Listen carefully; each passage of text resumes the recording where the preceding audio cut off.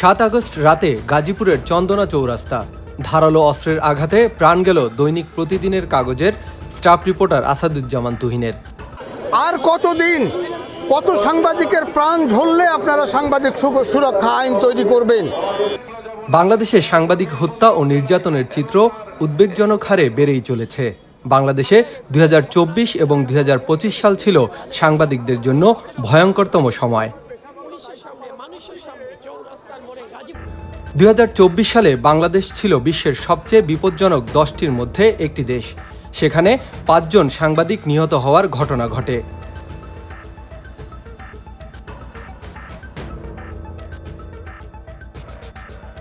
বিভিন্ন গণমাধ্যম ও সংস্থার তথ্য মতে আগস্ট 2024-এর মার্চ মাস থেকে 2025 সালের আগস্ট পর্যন্ত অন্তত 640 জন সাংবাদিক টার্গেটের শিকার হয়েছেন। এর মধ্যে 182 জন সাংবাদিকের বিরুদ্ধে মামলা হয়েছে, 358 জনের উপর হামলা ও নির্যাতন হয়েছে, 167 জনের অ্যাক্রিডিটেশন বাতিল হয়েছে। এছাড়াও 85 জনের বিরুদ্ধে অনুসন্ধান করছে গোয়েন্দা বিভাগ।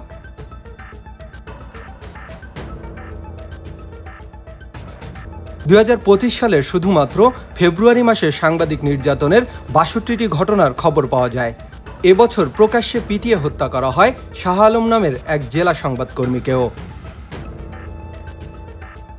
রিপোর্টার্স উইদাউট বর্ডার্স ও সিপিজের তথ্য মতে গত 10 বছরে বাংলাদেশে প্রাণ হারিয়েছে অন্তত 26 জন সাংবাদিক ও সংবাদকর্মী। এর মধ্যে সবচেয়ে ভয়াবহ বছর 2024 সালে বৈষম্যবিরোধী ছাত্র আন্দোলনে পুলিশের গুলিতে 5 সাংবাদিক নিহত হন। আরও বেশ কয়েকজন রহস্যজনক ও নৃশংস হত্যার শিকার হন।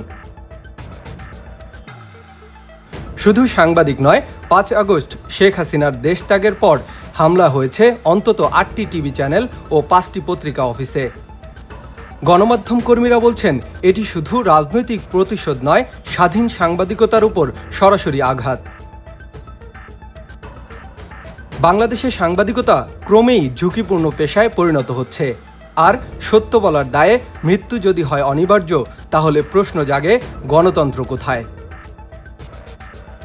মাইনুল ইসলাম, ভিটিভি US, নিউ ইয়র্ক।